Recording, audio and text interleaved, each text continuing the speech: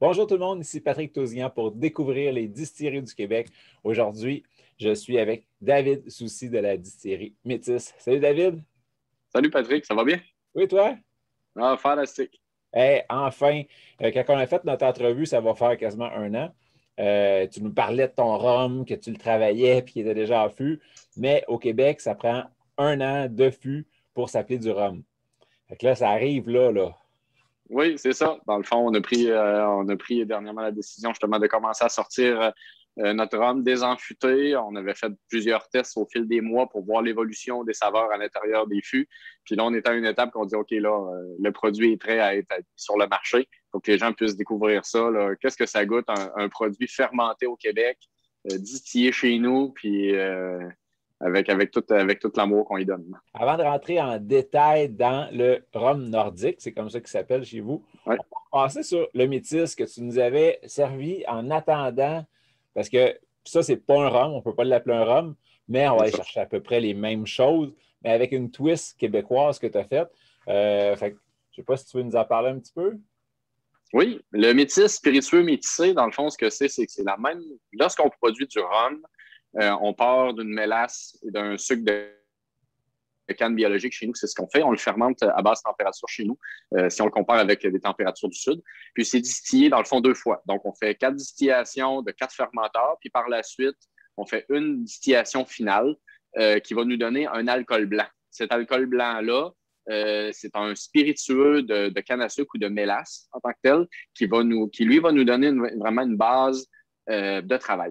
Cette même base-là, nous, on l'utilise dans deux produits. On l'utilise en fût d'inox pour faire le métis, dans le fond, auquel on intègre du bois québécois, de l'érable à sucre, du pommier et du bouleau jaune, qu'on fait nous-mêmes la sélection des tiges, on fait nous-mêmes le sciage, la torréfaction, puis évidemment l'assemblage et la macération sur place. Comme ce n'est pas un produit qui est vieilli en fût de bois pour la réglementation fédérale, donc on ne l'a pas appelé rhum, évidemment, mais si on va à certaines autres parties de la planète, exemple aux États-Unis ou en Europe, bien, ce produit-là peut être appelé un rhum. En saveur, on est ailleurs d'un rhum traditionnel, c'est beaucoup plus boisé. On donne une belle finale d'érable à sucre, justement, surtout lorsque la bouteille elle est neuve. On a une belle finale d'érable à sucre. Puis, au fil du temps, on voit apparaître un petit côté fumé qui va ressortir, qui vient justement du bois torréfié. Fait que ça nous rappelle un peu, c'est un peu le feeling d'arriver, là, le mélange entre la cabane à sucre puis l'été, lorsqu'on est sur le bord du feu de camp avec les petits guimauves. C'est un peu ce mélange-là des souvenirs qui peuvent apparaître là, lorsqu'on déguste le métis. Et on voit que c'est pas un rhum traditionnel, mais en bouche, là, tu me l'aurais servi à l'aveugle, puis j'aurais dit c'est du rhum. Tu sais, ça goûte le C'est rhum, ça. on est là, mais avec c'est ça, plus de complexité côté du bois. Parce que comme tu l'as expliqué, c'est pas juste un fût de chêne ou quelque chose de même, c'est toutes les essences que tu as choisies. Puis que tu fais vieillir, c'est en douale, comme en bâton que tu fais, ou comment c'est?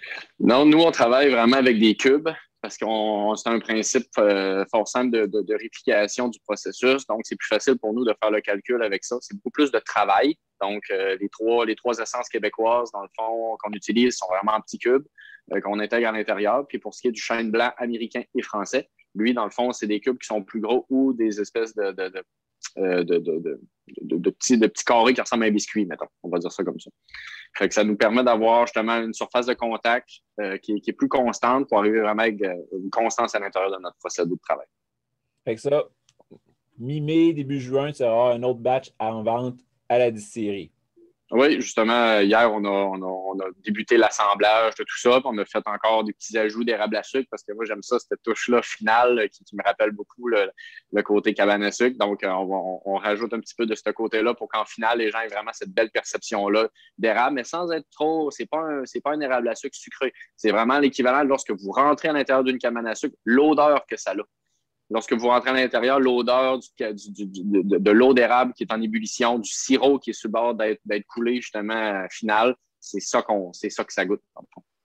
Et super. Fait que ceux qui passent dans ton coin, ceux qui pensent visiter la Gaspésie cet été, une bouteille à l'aller, une bouteille au retour, sont, C'est en plein ça.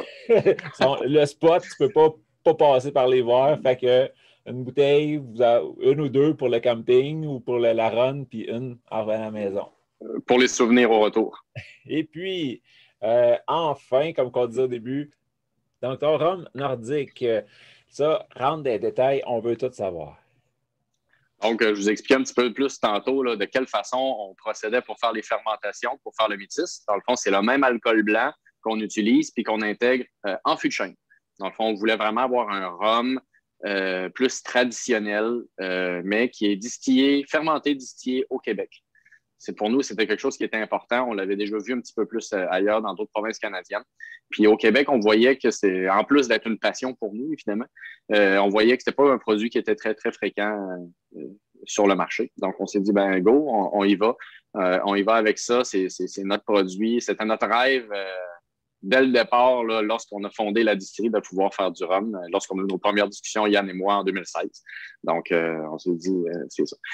Donc, avec le temps, ce qu'on fait, c'est qu'on fait un vieillissement minimum d'1 an, comme je mentionnais pour la législation canadienne.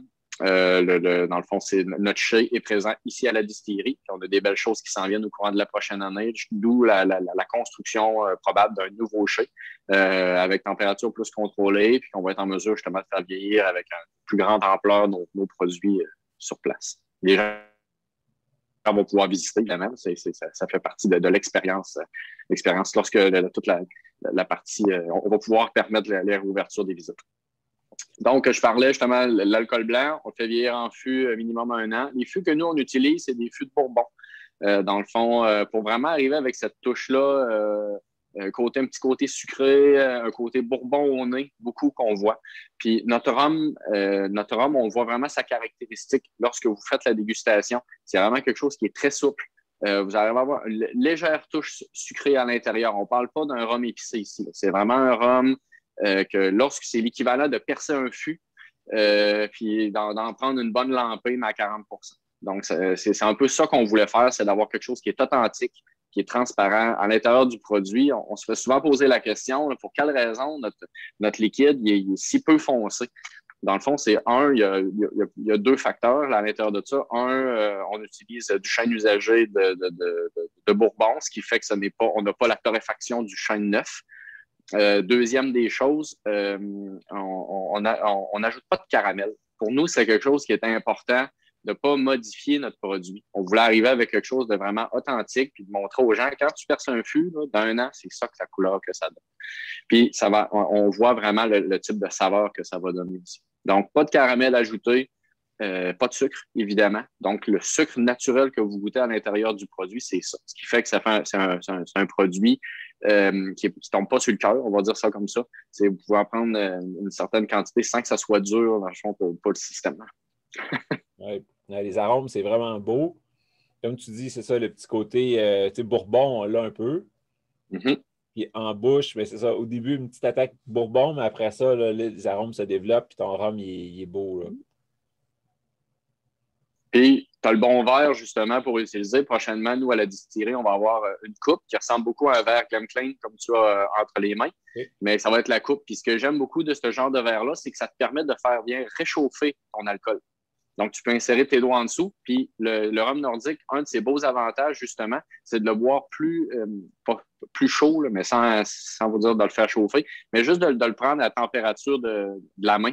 Puis, vous allez voir vraiment les saveurs à l'intérieur de votre verre vont vraiment s'exprimer pas mal plus. Puis, c'est vraiment intéressant.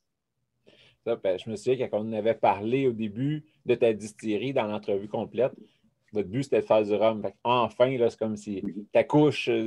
tout ce qui était vendu avant, on n'annule pas parce que ton Mugo il est super et tu en vends des tonnes. Mais il reste que là, enfin, tu as le produit pour lequel tu as parti la distillerie. Oui. C'est bien parce que nous, pour chacun des produits qu'on fait, il y a vraiment la particularité qu'on voulait y toucher. Notre gin Mugo, c'est une belle collaboration avec Legendre Métis. Ça fait un beau gin local. On est vraiment super fiers. Puis il y a une belle appréciation par la clientèle au Québec. On est super contents. C'est un produit qui est versatile. On arrive avec des belles surprises cet été pour bien l'assembler. Si on peut dire en cocktail, notre gin Mugo, les gens qui vont venir nous visiter vont avoir vraiment des beaux nouveaux trucs très intéressants à avoir. Pour ce qui est du métis, encore une fois, c'est le côté local avec le bois. Moi, ça me touche beaucoup comme forestier. C'est ça qui vient intégrer. Puis pour ce qui est du rhum, ben, ça reste encore un bel accomplissement sur du long terme. Puis on va arriver avec des belles surprises, des variantes dans les prochaines années de ce même rhum-là, mais avec un vieillissement plus long, avec des finitions, avec des fûts particuliers. Donc, c'est une belle aventure, dans le fond, qui décolle aujourd'hui pour nous. Puis ça nous fait plaisir de le partager avec les gens parce que c'est énormément de travail. Puis ça nous permet justement d'arriver à quelque chose qui est différent. Super, ouais. Félicitations. Enfin, là, les portes s'ouvrent, puis tu sais que dans 10 ans, tu vas encore triper à faire des variantes, des affaires comme ça. On parle beaucoup de variants, là, mais oui, les variantes, j'ai hâte de voir. C'est ça. Quand tu as lancé le Mugo au début, le premier lot, tu l'avais mis avec des boîtes spéciales. Aussi, ça donnait une visite guidée et tout. Est-ce que tu vas faire ça avec ton rhum nordique? Oui, dans le fond, on a 100 bouteilles, dans le fond, de mise de côté du rhum nordique avec le même concept, avec la boîte collectionneur. Les gens vont pouvoir, lorsque les visites vont être réouvertes, les gens vont pouvoir venir acheter cette boîte-là, puis faire un petit 30 minutes avec nous. Dans le fond, on soit un des deux copropriétaires de la distillerie, puis avoir la chance de visiter puis de poser les questions un à un. Comme j'avais dit à l'autre entrevue, pour nous, c'était quelque chose qui était important. C'est quelque chose que moi, je rêvais avant de débuter les distilleries, de pouvoir rentrer dans le milieu, mais sans être le tannant, si on peut dire, puis demander, puis commander. Donc, de cette façon-là, les gens peuvent venir, puis venir voir, puis poser les questions. On est très ouvert. Ici, la distillerie, c'est une de nos... La transparence, c'est très important. Donc, toute cette partie-là, les gens viennent voir, poser des questions, on leur fait goûter certains trucs lorsqu'il y en a disponibles, puis on a beaucoup de plaisir. Ça va être déjà en vente, ces boîtes collecteurs-là, ou t'attends telle date? Ça va être un petit peu plus tard. Dans le fond, je m'attends peut-être vers le milieu de l'été, le temps de positionner, de faire produire les boîtes et tout le reste. Donc, on s'attend que dans les prochains mois, ça va sortir. Là, depuis tantôt qu'on parle, puis je la réchauffe, là, puis c'est vrai que ça l'ouvre. Ça l'explose. Tu vois le côté bourbon. On dirait qu'il y a une rondeur, un côté, pas une chaleur, mais il y a un petit côté là, vraiment intéressant qui ressort à l'intérieur de ça. Et la torréfaction, et c'est vraiment super intéressant. Là. On a fait quelques essais cocktails, justement. Encore une fois, c'est versatile, comme tu n'as pas besoin tu pars du rum and coke traditionnel qui va vraiment donner un beau côté bourbonnais à ton Coca-Cola. Après ça, tu peux arriver avec un mojito qu'on a vu avec Justin Presso. Il nous a fait un beau mojito, justement, avec notre rhum. Puis on a découvert dernièrement que l'utilisation du sirop d'érable dans certains cocktails avec le rhum nordique, comme ça fait pas longtemps qu'on l'a sorti, on n'a pas encore fait beaucoup d'essais, mais le côté sirop d'érable va vraiment amener quelque chose de très intéressant. Fait qu'on va sortir prochainement d'autres recettes justement pour ça, puis ils vont être disponibles sur notre site web. Wow! Un gros merci à matin, David. C'est vraiment super. Là, tu me sors des beaux produits. Puis c'est le fun de vivre ta passion à travers tes produits qui sortent. Là. Fait que bravo. Ben, merci, Patrick. Fait que, si vous avez des questions, vous pouvez les poser en commentaire ici. David va être tagué, il va pouvoir répondre, ou moi, si je sais la réponse, je vais répondre. Un petit pouce par en haut si vous avez aimé l'entrevue, puis passez les voir là où vous pouvez. Et puis, d'ici, comme je disais, mettons début juin, max, ça devrait être en vente. Surveillez seq.com, sautez dessus si vous le voyez, parce que ça se peut que ça ne se rende pas dans toutes les succursales. Si vous sautez dessus avant sur seq.com, vous allez avoir priorité même sur les succursales. Fait que profitez-en. Merci beaucoup. À la prochaine. Bonne journée. À la prochaine, Patrick. Merci toi aussi.